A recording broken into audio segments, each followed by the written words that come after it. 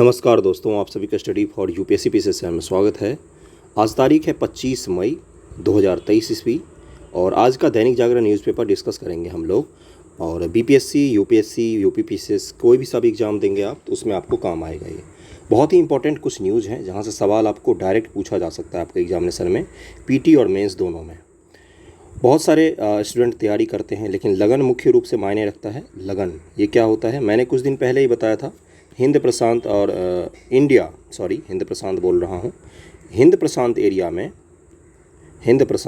में जो इंडिया और पैसिफिक आइलैंड के जो कंट्री हैं उनके बीच में कॉरपोरेशन है, जो एक बना हुआ है, संगठन है, उसकी बैठक हुई थी पापुआ न्यू गिनी में। तो ये मैंने समझाया था न्यूज़पेपर डिस्कशन में। कितने सारे लोगों ने इसको लिखा है वो आप खुद जानते होंगे। एक बच्चे ने लिखकर मुझे आंसर भेजा इस पर। तो इसी को क्या कहते हैं? इसी को बोलते हैं लगन। मैं पढ़ाता हूँ, आप पढ़ते हैं, फिर भूल जाते हैं, उसको छोड़ देते हैं। वैसे ही इस चीज़ से कुछ नहीं होने जाना, भूल जाएंगे। 2 से 3 दिन बाद आप भूल जाएंगे इस टॉपिक को।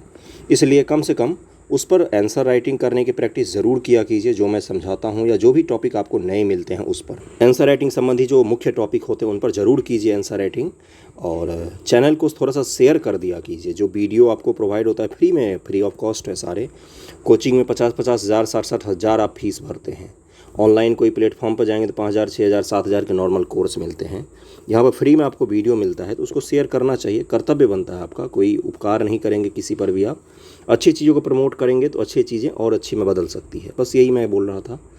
आज का लेक्चर शुरू करते हैं। नए संसद भवन के उद्घाटन पर राजनीतिक दलों में टकराव हो रहा है। विपक्षी पार्टियां बोल रही कि राष्ट्रपति जी से करवाना चाहिए, क्योंकि राष्ट्रपति किसका भाग होती हैं? संसद का भाग होती हैं। संसद के भाग कौन कौन से होते हैं? एक होता है लोकसभा, एक होता है राज्यसभा, अपर हाउस जिसको बोलते हैं, और राष्ट्रपति जी। इन 3 लोगों से मिलकर किसका निर्माण होता है? संसद का निर्माण होता है। क्यों होता है? क्योंकि संसद जो होती है इसमें कोई भी एक्ट जो आएगा, चाहे वो लोकसभा में सबसे पहले आए, चाहे वो राज्यसभा में सबसे पहले आए, उसके बाद वो कहाँ जाएगा? दूसरे सदन में जाएगा। अगर लोकसभा में आए तो राज्यसभा में जाएगा, और अगर राज्यसभा में आए तो लोकसभा में जाएगा। उसके बाद किसके पास जाता है? प्रेसिडेंट ऑफ इंडिया के पास जाता है। वो जब साइन कर देते हैं तब जाके कानून लागू होता है। यही प्रोसेस होता है लॉ बनने का। यानी कि राष्ट्रपति जी संसद के संसद के अंग होते हैं। संसद के अंग होते हैं, सदस्य नहीं, संसद के अंग होते हैं राष्ट्रपति जी। इसलिए विदेशी बोल रहा हूँ, विपक्षी पार्टियां बोल रही हैं कि उद्घाटन में राष्ट्रपति जी को शामिल करना चाहिए, और जो पक्ष की पार्टी है बोल रही है कि प्रधानमंत्री जी उद्घाटन करेंगे। हमें इस विवाद में नहीं पड़ना। हमारे लिए क्या काम का था वो मैंने बता दिया। एक और है, इसकी कहानी मैं बता देता हूँ आप लोगों को। ये क्या है? ये सेंगोल है। सेंगोल स्वर्ण का बना हुआ है और इलाहाबाद का जो म्यूजियम है वहाँ पर रखा हुआ था। 6-7 महीने पहले इसको दिल्ली लाया गया। अब इसको संसद भवन में स्थापित किया जाएगा। सेंगोल क्या कहते हैं? इसको सेंगोल कहते हैं। इसकी कहानी मैं बता देता हूँ क्या है। जब भारत आज़ाद हो रहा था तो लॉर्ड माउंटबेटन हैं, उनको पंडित नेहरू जी ने कहा कि आप कुछ सिंबॉलिक तौर पर तो मुझे देंगे ना, कि भारत के हम सत्ता का हस्तांतरण आपको कर रहे हैं, इसका कुछ सिंबॉलिक तो रिप्रेजेंटेशन होना चाहिए। क्या करेंगे आप? हाथ मिलाएंगे, कुछ साइन करना होगा, कुछ तो होगा ना। तो उन्होंने बताया कि कुछ रिप्रेजेंटेशन के तौर पर, सिंबॉलिक रिप्रेजेंटेशन के तौर पर आप सोचिए, मैं आपको वो थमा दूंगा, तो इसका प्रतीक ये होगा कि मैंने आपको भारत का सत्ता दे दिया है। ओके। अब इसका विचार किसको दिया? नेहरू जी ने दिया सी राजगोपालाचारी को। सी राजगोपालाचारी जी को बोला गया कि इसका समाधान ढूंढिए कि क्या सिंबॉलिक तौर पर देना चाहिए। तो सी राजगोपालाचारी ने पूरा इतिहास और कल्चर में से ढूंढकर इस सेंगोल को निकाला है। सेंगोल किसका है ये? तो चोल साम्राज्य, आपने नाम सुना होगा चोल साम्राज्य का। उत्तर मेरूर अभिलेख का नाम सुना होगा, जहाँ से ग्रामीण व्यवस्था, ग्रामीण स्थानीय प्रशासन की हमें जानकारी मिलती है। उत्तर मेरूर अभिलेख। तो चोल साम्राज्य जो है, इसके संस्थापक कौन है ये तो आपको मुझे बताना है। चोल साम्राज्य में होता क्या था कि एक राजा जब दूसरे राजा को सत्ता हस्तांतरित करता था तो पहला राजा है वो सेंगोल किसको देगा? राजपुरोहित को देगा। और राजपुरोहित किसको देगा? दूसरे नए राजा को ये सेंगोल देता था। तो यहीं से इस सेंगोल का रिप्रेजेंटेशन सी राजगोपालाचारी ने बोला कि हम यही हस्तांतरित करवाएंगे। लॉर्ड माउंटबेटन जी किसको देंगे? नेहरू जी को देंगे। और उससे क्या होगा? भारत के सत्ता के प्रतीक के रूप में ये काम करेगा। ये चीज़ क्लियर होगा। किस साम्राज्य से जुड़ा हुआ है? तो चोल साम्राज्य से जुड़ा हुआ है। उसी समय क्या हुआ कि वहाँ के ज्वेलर ने, चेन्नई के एक ज्वेलर ने इस सेंगोल को बनाया और सेंगोल को बनाकर वहाँ से पुरोहित लोगों ने जो तंजौर है वहाँ के पवित्र जल को लेकर आए वहाँ से दिल्ली आने के बाद उन्होंने सेंगोल माउंटबेटन को दिया। माउंटबेटन ने फिर से पुरोहित को वापस किया। पुरोहित लोग फिर गए पंडित नेहरू के पास, उनको पीताम्बरी पहनाया, पवित्र जल से उनका स्नान करवाया। स्नान करवाने के बाद उनको ये सेंगोल हाथ में दिया गया। ये पूरा सत्ता हस्तांतरण का प्रतीकात्मक रूप से जरूरी होता है। यही हमारे कल्चर में था। तो कल्चर कहाँ से आया ये? तो चोल साम्राज्य के कल्चर को भारत की आज़ादी से आप जोड़ सकते हैं।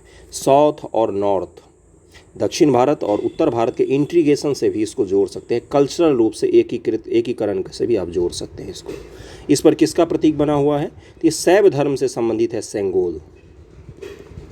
सेंगोल किससे संबंधित है? शैव से। क्योंकि जो आपने सुना होगा कि जो चोल साम्राज्य थे, जैसे राजराजेश्वर मंदिर जो है जो और बृहदेश्वर का मंदिर जो है, उसके बाद से गंगईकोंड चोलपुरम का जो मंदिर है जिसको राजेंद्र प्रथम ने बनवाया था, और राजराजेश्वर मंदिर राजराज प्रथम ने बनवाया था। ये सभी किसके मंदिर हैं? तो ये शिव भगवान के मंदिर है, शिव जी के मंदिर है। तो शैविज्म को प्राथमिकता देते थे चोल साम्राज्य में। तो सेंगोल पर किसका मूर्ति बनाया गया है? तो नंदी का मूर्ति बनाया हुआ है। इस पर नंदी किसका प्रतीक होता है? पता ही है, ये पवित्र पशु है, हिंदुइज्म में पवित्र पशु है। और ये किसका प्रतीक होता है? ये न्याय, जस्टिस, जिसको क्या कहा जाता है? जस्टिस और शक्ति यानी कि पावर का प्रतीक होता है। ओके, सेंगोल की पूरी कहानी पता चल गया। 5 फीट लंबा है ये। और क्या है? सेंगोल 5 फीट लंबा चांदी से निर्मित और सोने का लेप चढ़ाया हुआ दंड है। दंड का मतलब क्या होता है? एक इतना बड़ा 5 फीट का लाठी जैसा है, इस पर एक ऐसा गोल बना हुआ, इस पर नंदी की प्रतिमा बनी हुई है। यही होता है सेंगोल। ये किसका प्रतीक है? सत्ता हस्तांतरण का प्रतीक है। चोल साम्राज्य, सेंगोल, उत्तर मेरूर अभिलेख, राजराजेश्वर मंदिर, गंगईकोंड चोलपुरम, राजेंद्र प्रथम, राजराज प्रथम, इन सब के बारे में जो मैंने जानकारी दी है इसको ध्यान रखिएगा। ओके, आगे बढ़ते हैं। शैविज्म से संबंधित था ये। अगले न्यूज़ पर चलते हैं। अगले न्यूज़ में क्या है अपने काम का? तो ऑस्ट्रेलिया में भारतीय समुदाय दोनों देशों के बीच लिविंग ब्रिज।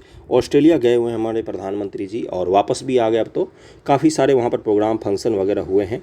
ओके, और इसमें सबसे बड़ा मुख्य काम क्या है? तो एक अपने काम का सबसे बड़ा जो है, क्योंकि ये सब ब्रिज कौन सा है, क्या क्या मुलाकातें बातें हुई, ये सब आपसे नहीं पूछेगा। कल मैं समझा चुका हूँ भारत ऑस्ट्रेलिया संबंध कि आपको IR प्लेलिस्ट से जाकर पढ़ना है और डिटेल में पढ़ाया हुआ है मैंने, और वहाँ से आंसर राइटिंग करना है आपको।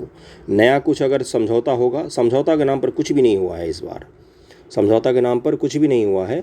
अगर कुछ बाहर आता है तो उसको हम लोग जोड़ लेंगे आने वाले समय करेंट में। एक आर्ट बहुत ज़्यादा चर्चित है क्योंकि हमारे प्रधानमंत्री जी ने क्या किया है? इस आर्ट को गिफ्ट किया है वहाँ के देश के नेताओं को, और द्वीपीय देशों की यात्रा की वहाँ के नेताओं को भी इस आर्ट को गिफ्ट किया है। क्या है वो? देखो क्या लिखा हुआ है कि जनजातीय कला और शिल्प से जुड़ी कलाकृतियां भेंट की प्रधानमंत्री जी ने। सूत्रों ने बताया कि ढोकरा शिल्प कला से बनी कलाकृतियां Australia, Brazil, cook island, Togo के नेताओं को भेंट किया गया है। कौन सा कला? ढोकरा शिल्प। अब ये अपने काम का हो गया।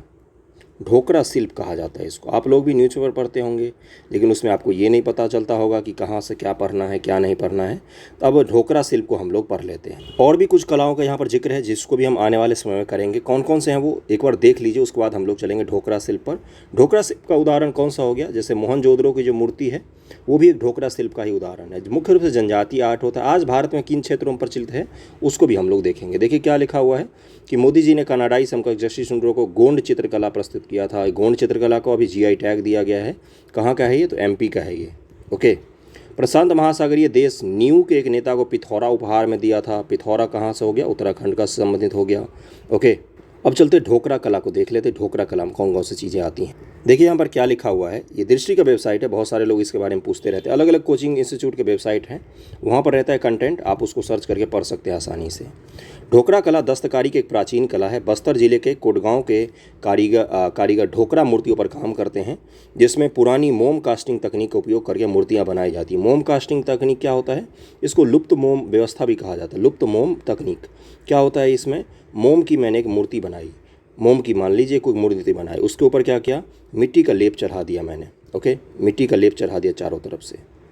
उसके बाद से इस मिट्टी के लेप चढ़ाने के बाद इसमें थोड़ा सा छोटा सा छेद किया और इसको गर्म किया। गर्म करने के बाद क्या होगा?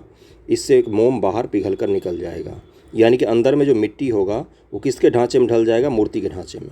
अब हमने इस पिघले हुए छोटे से छेद से क्या किया? इससे हमने इसमें कोई भी मेटल डाल दिया पिघला हुआ। मेटल डाल देंगे तो क्या होगा, अंदर मोम था, मोम पिघल के निकल गया, लेकिन खांचा तो उसके मिट्टी में बन गया होगा अंदर। अब वो मेटल क्या करेगा, उस खांचे को रूप धारण कर लेगा और क्या हो जाएगा, मूर्ति अपनी तैयार हो जाएगी। इसको लुप्त मोम विधि कहा जाता है। ये हड़प्पा पीरियड में भी खूब ज़्यादा यूज किया जाता था, इसका ध्यान रखिएगा।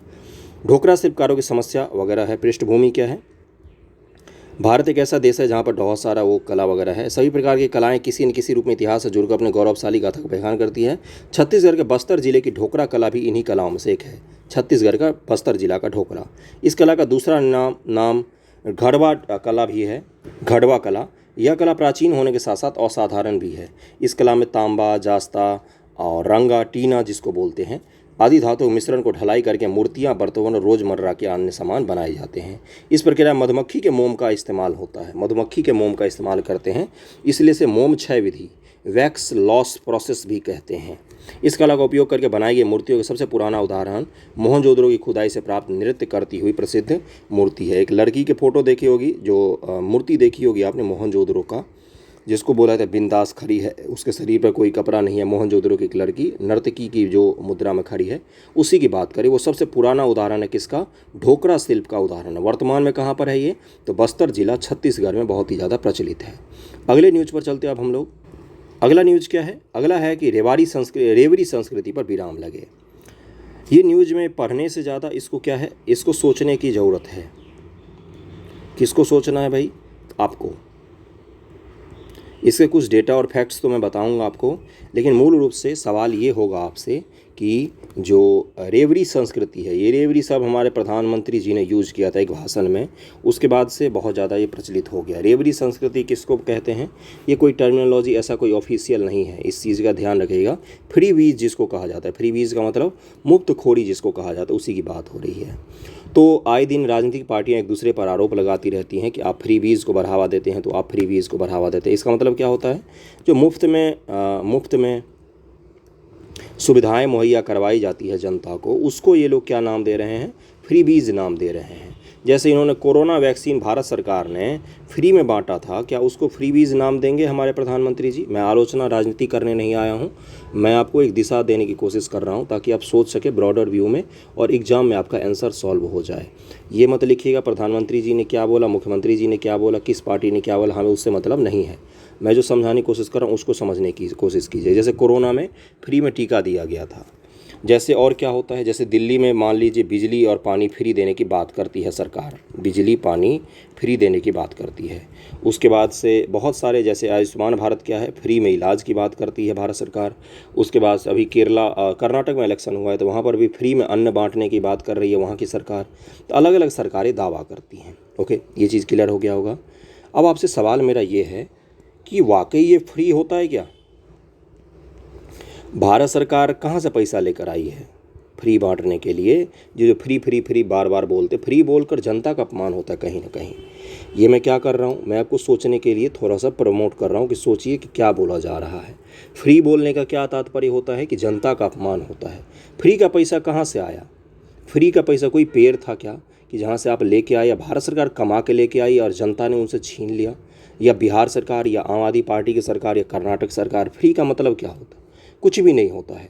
ये जो आपके पास पैसा है जिससे आप जनता को आयुष्मान भारत दे रहे हैं, फ्री में टीका दे रहे हैं, कर्नाटक में अभी आप कांग्रेस की सरकार चावल गेहूं बांटेगी, या आम आदमी पार्टी जो दिल्ली में पानी और बिजली बोल रही कि मैं फ्री में दे रही हूँ, ये फ्री इनके अपने घर से नहीं आए हैं, ये जनता के टैक्स का पैसा है जो आप जनता को लौटा रहे हैं।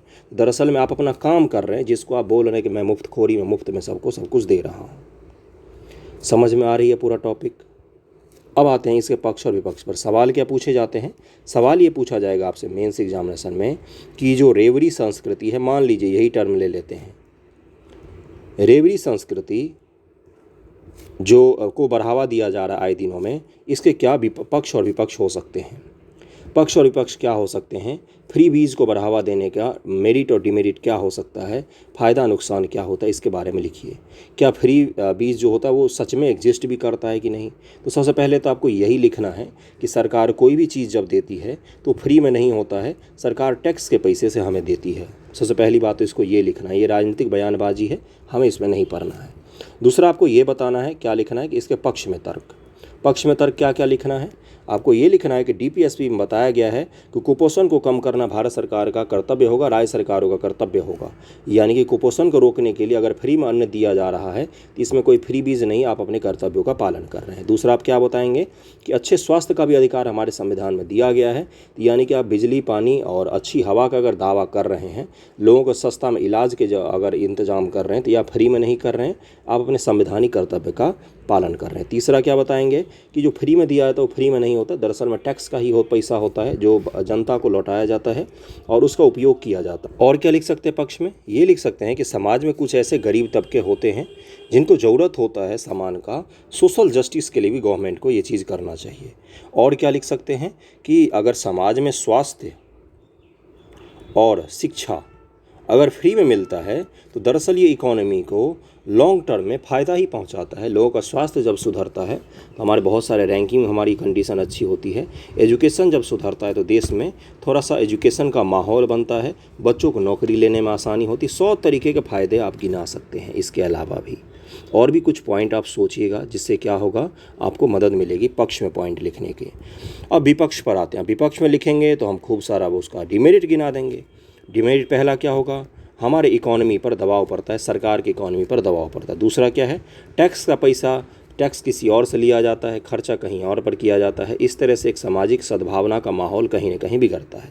तीसरा पॉइंट क्या लिखेंगे, इससे सामाजिक अकर्मण्यता के सिद्धांत को भी बढ़ावा, तो फ्री में ही सब कुछ मिल रहा है तो कोई काम क्यों करेगा, इसको भी बढ़ावा मिलता है। चौथा क्या होता है, राजनीतिक प्रणाली दूषित होती है। हर सरकार अपने अपने राज्यों में कोशिश करती है कि हम फ्री में ही सब कुछ बांटें। उससे क्या होता है, राजनीतिक प्रणाली कहीं न कहीं फ्री यानी कि मुफ्तखोरी को बढ़ावा देता है, अकर्मण्यता को बढ़ावा देता है। ये सब कुछ पॉइंट है जिसको आप पक्ष विपक्ष में आंकड़ों और डेटा सहित आप लिखने की कोशिश करेंगे। अब इसमें इन्होंने बोला है कि पंजाब गवर्नमेंट ने कुछ बोला है, कर्नाटक गवर्नमेंट ने कुछ बोला है और केंद्र सरकार ने कुछ बोला है। तो कुछ कुछ योजनाएं ऐसे ध्यान में रखिएगा जो फ्री में जहाँ पर देने की चर्चा की जा रही है। बाकी इसमें आपको सोचकर ही लिखना है, सोचकर ही लिखने की कोशिश कीजिएगा। ओके, अगले टॉपिक पर चलते आज हम लोग। अगला क्या है, ग्लोबल वार्मिंग की बढ़ती चुनौती। और ये रिपोर्ट बहुत ही इंपॉर्टेंट है, VBI है, जिसको आप कहाँ पर यूज़ करेंगे, जब भी आप आंसर राइटिंग करेंगे GS2 का या इकोनॉमी संबंधी, तो वहाँ पर आप इसको भरपूर मात्रा में यूज़ कर सकते हैं। क्या है इसमें यह है कि RBI, reserve bank of India ने हाल ही में जारी रिपोर्ट में बताया है कि यदि जलवायु परिवर्तन इसी तरह से होता रहा तो भारत की आर्थिक गति धीमी हो जाएगी। किसने बताया है? रिजर्व बैंक ऑफ इंडिया ने ये चीज़ बोला है, RBI ने ये चीज़ बताया है। इसको आप जब भी आंसर राइटिंग करेंगे तो रेफरेंस के तौर पर इकोनॉमी में भी यूज़ कर सकते हैं, पर्यावरण का इकोनॉमी पर क्या प्रभाव पड़ता है, और पर्यावरण वाले में भी सवालों में इसको उपयोग कर सकते हैं। GS2 की मुख्य रूप से मैं बात कर रहा हूँ। तापमान वृद्धि, वर्षा, ओलावृष्टि, बर्फबारी आदि हो रही विसंगतियों के आधार पर जलवायु परिवर्तन का अंदाजा लगाया जा सकता है। भारत ने मुख्य रूप से 1901 के बाद से इस संबंध में डेटा एकत्र करना शुरू किया है। प्रत्येक 20 वर्ष के अंतराल में हुई तापमान वृद्धि को देखा गया तो पाया गया कि 20 वर्षों में यानी 2003 के बाद तापमान में बहुत अधिक वृद्धि हुई है। 1901 के बाद से भारत में होने वाली बारिश में लगातार कमी देखने को मिला है। इन कारणों से भारत को बहुत ज़्यादा नुकसान उठाना पड़ा है। किसी भी अर्थव्यवस्था के मुख्य तौर पर दो पहलू होते हैं, एक है मांग पक्ष और क्या है, दूसरा आपूर्ति पक्ष। एक होता है सप्लाई, एक होता है डिमांड। भारत में जलवायु परिवर्तन के कारण न केवल आपूर्ति पक्ष यानी कि सप्लाई और डिमांड बिगड़ा है, बल्कि इसकी वजह से मांग पक्ष भी प्रभावित हो रहा है। डिमांड और सप्लाई दोनों प्रभावित हो रहा है। करीब 60 करोड़ आबादी गंभीर रूप से जल संकट का सामना कर रही है भारत में। अभी इन्होंने कारण बताया है, RBI का रिपोर्ट है, ध्यान से सुनिएगा हर पॉइंट को। अगला क्या है कि गंभीर रूप से जल संकट का सामना कर रही है, उनके पास पीने के लिए स्वच्छ जल मौजूद नहीं है। शहरी क्षेत्रों के लाखों बच्चों का जीवन खराब जल आपूर्ति कारण खतरे में है। ये सब क्या है, कारण बता रहे इकोनॉमी के नुकसान को। इससे हमारे देश के मानव संसाधन, इंसान ही स्वस्थ नहीं होगा तो काम कैसे करेगा, और काम नहीं करेगा तो इकोनॉमी कैसे बढ़ेगी। समझ में आ रही है चीज़ें किसको प्रभावित कर रही है, पर्यावरण। इसके पास बेहतर जल की सुविधा मौजूद नहीं होगी तो इनकी वजह से हमारे देश का प्रभावी से प्रभावित होगा, क्योंकि इस वजह से लोग काम नहीं कर पाएंगे। दुनिया भर में लगातार गर्मी वृद्धि होने की वजह से उत्पादकता में भी कमी देखने को मिलेगा। उत्पादकता में कमी होने की वजह से दुनिया में तकरीबन 8 करोड़ लोगों को अपना रोजगार गंवाना पड़ेगा। 3.4 करोड़ लोग तो भारत से ही हो सकते हैं। ये सब किसने बताया है? RBI ने बताया है। इस सदी के मध्य तक यानी 2050 के मध्य तक 3.5 करोड़ लोग तटीय बाढ़ से प्रभावित हो सकते हैं। तटीय बाढ़, तट पर जो बाढ़ आते हैं समुद्र के तट पर, उसके बाढ़ से प्रभावित हो सकते हैं। सदी के अंत तक 4 से 5 करोड़ लोग करोड़ तक पहुंच सकता है ये आंकड़ा। ओके, लिहाजा दुनिया भर के सरकारों को इस सदी के अंत तक वैश्विक तापमान को 2 डिग्री तक कम करने पर रोकना चाहिए, मतलब विचार विमर्श करना चाहिए कि टेम्परेचर ना बढ़े 2 डिग्री से ज़्यादा 2100 ईस्वी तक। पृथ्वी के तापमान की बात कर रहे हैं हम लोग। ओके, किसका रिपोर्ट था ये? रिजर्व बैंक ऑफ इंडिया ने बताया है कि जलवायु परिवर्तन के कारण हमारी इकोनॉमी को नुकसान पहुंच रहा है। इकोनॉमिक्स और कहाँ पर मैंने बताया? पर्यावरण। इन दोनों में यहाँ से सवाल पूछे जाएंगे, इसका ध्यान रखिएगा, नोट डाउन करके रखिएगा। सवाल पूछे जाएं तो वहाँ पर ये रिपोर्ट चिपका दीजिएगा। अगला क्या है? शक्तिकांत दास जी हैं, इन्होंने बोला है कि ब्याज दरों का फैसला मेरे हाथ में नहीं है, समय के हिसाब से ब्याज दर पर हम फैसला लेंगे कि ब्याज दर बढ़ाना चाहिए या नहीं बढ़ाना चाहिए। किस ब्याज दर की बात कर रहे हैं ये लोग? मौद्रिक नीति। मौद्रिक नीति, मौद्रिक नीति क्या होती है? देश में जो कैश और रुपया का फ्लो है उसको कंट्रोल करने का काम करती है आरबीआई की। कैश का, रुपया का फ्लो देश में कितना है, ज़्यादा तो नहीं है, कम तो नहीं है। ज़्यादा होगा तो मुद्रास्फीति हो जाएगी, इन्फ्लेशन हो जाएगा, महंगाई हो जाएगी। कम हो जाएगा तो रोज़गार वगैरह सुस्त पड़ जाएंगे। तो बड़ा ही मैनेज करके चलना पड़ता है। मॉनेटरी पॉलिसी इसको कहा जाता है। क्या कहा जाता है? Monetary policy. मॉनेटरी पॉलिसी जिस कमेटी निर्माण करती है उसके 6 मेंबर होते हैं। 3 मेंबर भारत सरकार नियुक्त करती है, 3 मेंबर आरबीआई नियुक्त करते हैं। इसके अध्यक्ष कौन होते हैं? तो आरबीआई के जो गवर्नर हैं वो इसके अध्यक्ष होते हैं। बहुमत से फैसला लिया जाता है मौद्रिक पॉलिसी कमेटी में, और इस फैसले में अगर बहुमत नहीं मिल पा रहा है तो reserve bank of India governor जिस तरह वोट करते हैं वो फैसला माना जाता है। दरअसल में करती क्या है मॉनेटरी पॉलिसी कमेटी? मौद्रिक नीति तय करती है। देश में 2 प्रकार की मौद्रिक नीति होती है पूरी दुनिया में। एक होता है टाइट मॉनेटरी पॉलिसी, एक होता है टाइट मॉनेटरी पॉलिसी, एक होता है लूज मॉनेटरी पॉलिसी। एक क्या होता है? लूज मॉनेटरी पॉलिसी, एक होता है टाइट मॉनेटरी पॉलिसी। ओके, इस चीज़ का ध्यान रखिएगा। अब टाइट मॉनेटरी पॉलिसी में क्या होता है कि देश है, ये अपना भारत देश है, मान लीजिए इंडिया है, यहाँ पर बहुत सारा कैश का फ्लो हो गया है, बहुत सारा इन्फ्लेशन बहुत ज़्यादा बढ़ गया है, तो टाइट मॉनेटरी पॉलिसी लागू होगा। क्या होगा? जो बाज़ार में रुपया जा रहा है उसकी गति को हम धीमा कर देंगे। किस प्रकार से आरबीआई धीमा करती है? तो वो करती है bank rate, reverse repo rate, reverse repo rate, open market operation. इन सब की मदद से क्या करती है? बैंकों में जो पैसा जा रहा है, अनुसूचित बैंकों में, उनमें पैसा जाने के कम को कम कर देती है। एसएलआर, सीआरआर, ये सब क्या है? टूल हैं आरबीआई के पास। एसएलआर को बढ़ा देगी, सीआरआर को बढ़ा देगी, तो रिजर्व बैंक जैसे बढ़ाया एसएलआर को। एसएलआर में क्या होता है? आपके पास जितना पैसा है, एसबीआई के पास जितना पैसा है, उसका कुछ परसेंटेज उसको अपने पास ही रखना है। ओके, अब जैसे ही एसएलआर को बढ़ा दिया, मान लीजिए 5% से 10% कर दिया, तो ये क्या हो जाएगा? एसबीआई को अपने पास में पैसा अब अधिक रखना पड़ेगा, मार्केट में वो नहीं दे सकती। यानी कि एसबीआई जो लोन बांट रही थी अब क्या बोलेगी कि भाई साहब हम पैसे नहीं दे सकते, लोन का रेट हाई कर दो। तो क्या हो जाएगा? मार्केट में पैसा जाना कम हो जाएगा। मैं समझ रहा हूँ पूरी तरीके से नहीं समझ में आ रहा होगा बहुत सारे लोगों को। मॉनेटरी पॉलिसी पर, मुद्रा नीति, मुद्रास्फीति पर पूरा लेक्चर है इकोनॉमिक्स में। ये पूरा लेक्चर का चीज़ है मॉनेटरी पॉलिसी। यहाँ पर मैं शॉर्ट में समझा सकता हूँ, लॉन्ग टर्म में आपको समझना है तो प्लीज़ जाकर इकोनॉमिक्स लेक्चर में मॉनेटरी पॉलिसी, मौद्रिक नीति का लेक्चर देखिए, बेसिक से समझ में आ जाएगा, मास्टर हो जाएंगे आप मॉनेटरी पॉलिसी में आज ही। ओके, तो जैसे ही मार्केट में पैसा, जैसे एसबीआई के पास पैसा कम हो गया, पीएनबी के पास पैसा कम हो गया, आईसीआईसी के पास पैसा कम हो गया, तो ये लोग क्या करेंगे? ऋण नहीं देंगे किसी को भी, या ऋण देंगे भी तो हाई इंटरेस्ट रेट पर देंगे ऋण।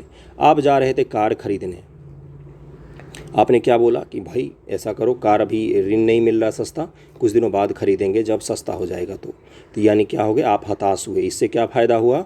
मौद्रिक नीति, जो मुद्रास्फीति थी वो मार्केट से कम हो गया, पैसे का फ्लो कम हो गया। आरबीआई के एक फैसले से क्या हुआ?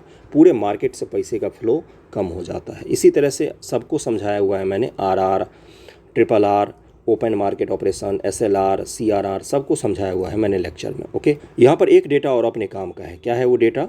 वो डेटा है कि एनपीए, नॉन परफॉर्मिंग एसेट्स जो होते हैं बैंकों के, वो कम हुआ है अपने देश में।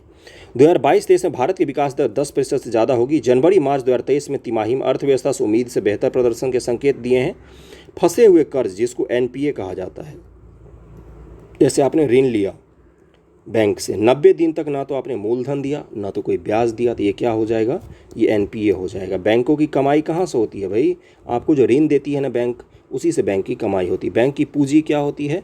तो जो आपको ऋण दे रही है ना बैंक, वही बैंक की पूंजी होती है, कैपिटल वही होता है। आपने जो पैसा बैंक में जमा किया वो क्या है? तो वो लायबिलिटी है, इस चीज़ का ध्यान रखिएगा। तो एनपीए कम हुआ है। दिसंबर 2022 में बैंकों का एनपीए 4.4% था मात्र, जो 2023 तक और घट गया है।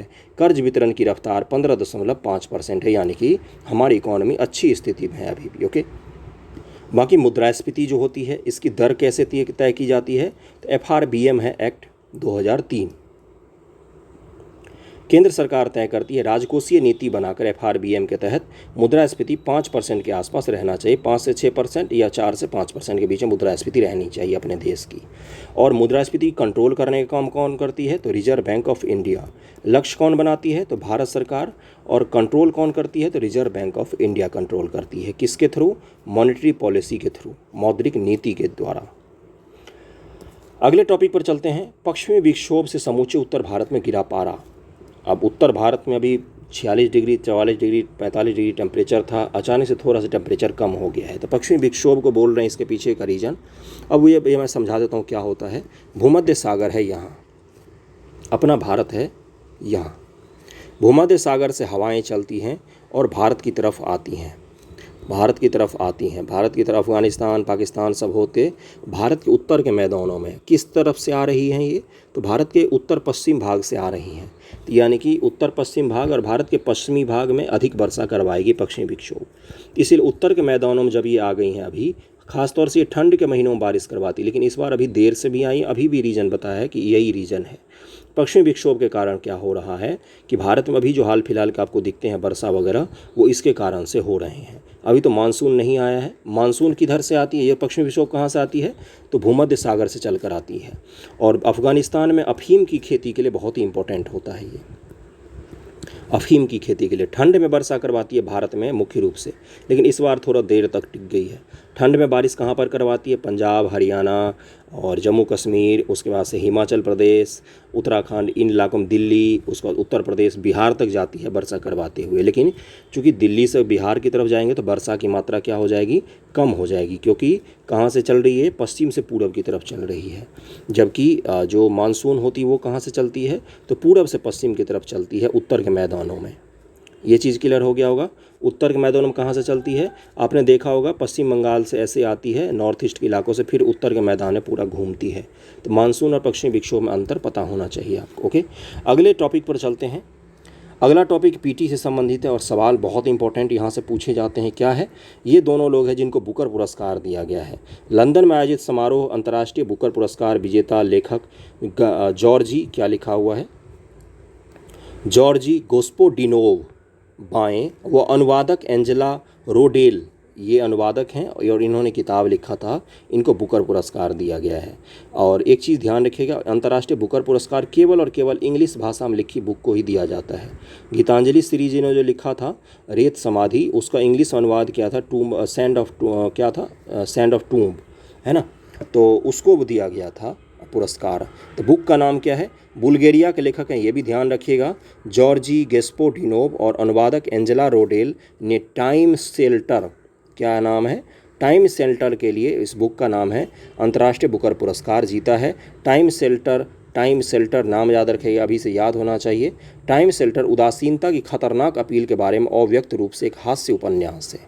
एक उपन्यास है जिसमें हास्य उपन्यास है जिसमें बात की गई है। इन दोनों लोगों को दिया गया है। ओके, तो आज का अपने न्यूज़पेपर डिस्कशन में तो यहीं तक था। कैसा लगा ज़रूर बताइएगा। अच्छे इंपॉर्टेंट जो आपके न्यूज़ हैं उसको कवर करने की कोशिश करता हूँ। शेयर कर दीजिएगा वीडियो को, जहाँ भी हो सके शेयर ज़रूर कीजिएगा। जहाँ भी हो सके, जो लोग देखते पढ़ते हों, हॉस्टल में रहते हों, कोचिंग में पढ़ते हों, पीजी में रहते हों, तो कहीं भी शेयर ज़रूर कीजिएगा। Okay, thank you so much आप सभी का।